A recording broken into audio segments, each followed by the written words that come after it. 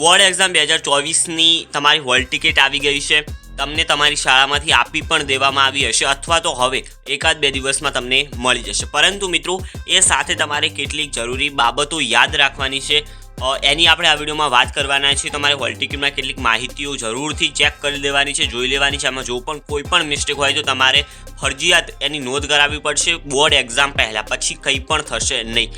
તો તમે જોઈ શકો છો, તો 1 તારીખથી આપવાની શરૂઆત થઈ ગઈ છે. તમારી હોલ ટિકિટ ઘણાને મળી ગઈ હશે, ઘણાને એકાદ બે દિવસમાં મળી જશે.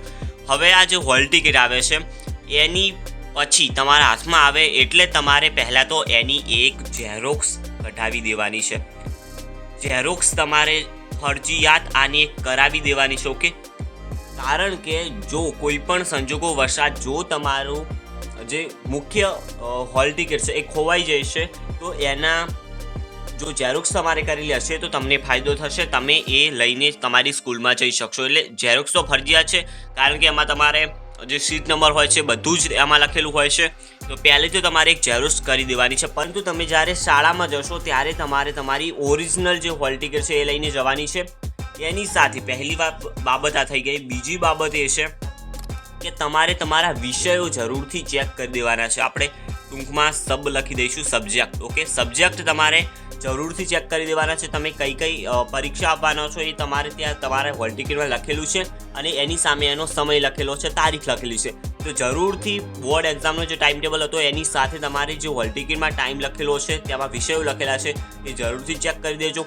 જો કોઈ વિષય તમારે આપવાનો ન હોય અને એમાં લખાણો હોય તો તાત્કાલિક તમારે જે શિક્ષક હોય એમને કહો કે આપણે આ વિષય જે છે એ વધારાનો લખાણો છે, જ્યારે આ વિષયની મારે એક્ઝામ આપવાની નથી. તો એ તમારી જાણ કરવાની છે. તો સબ્જેક્ટ જરૂરથી ચેક કરી દેજો, એનો ટાઈમ પણ તમારે ચેક કરી દેવાનો છે. ત્રીજું એ કે તમે જ્યારે સ્કૂલમાં તમારી બોર્ડ એક્ઝામ ચાલતી હશે ત્યારે પેપર સમયે એમાં એક પેપર નંબર આવે છે. તમે જે સપ્લિમેન્ટરીમાં લખતા હશો એનો ઉપર એક નંબર આપેલો હશે. એ નંબર તમારે હવે હોલ ટિકિટમાં લખવાનો રહેશે, અને એની સામે તમારે સહી કરવાની રહેશે, શિક્ષકની અને તમારી બંનેની. તો શિક્ષકની સહી ફરજિયાત તમે જ્યારે પરીક્ષા આપતા હો ત્યારે ધ્યાન રાખજો કે હોલ ટિકિટમાં ટીચરની સહી ફરજિયાત કરાવી દેવાની. અને એની સાથે જે પણ તમે આન્સર કી લખો છો, સપ્લિમેન્ટરીમાં જે જવાબ લખશો એ સપ્લિમેન્ટરી ઉપર તમારો એક કોડ આપેલો હશે. જે છે એ શા માટે હોય છે લખવાનો?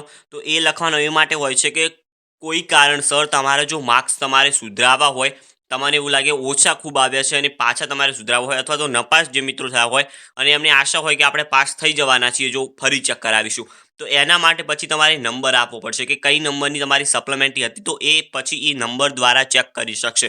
તો એના માટે ફરજિયાત તમારે હોલ ટિકિટમાં એ નંબર લખવાનો રહેશે. તો આટલી કેટલીક જરૂરી માહિતી છે, જરૂરથી તૈયાર કરી દેજો મિત્રો. બોર્ડ એક્ઝામ સાવ નજીક છે, આમ સીમાએ આવીને પડી છે. તો એના માટેનું તમામ મટીરિયલ છે એ ચેનલ ઉપર છે. આઈએમપી થઈ ગયા, એની સાથે આઈએમપી પેપર સોલ્યુશન અને સેમ્પલ પેપર સોલ્યુશન જરૂરથી એકવાર જરૂરથી જોઈ લેજો, અને આ બાબતોનું તમે ધ્યાન રાખજો. મળીશું નવા વિડીયોમાં. ત્યાં સુધી ગુડ બાય.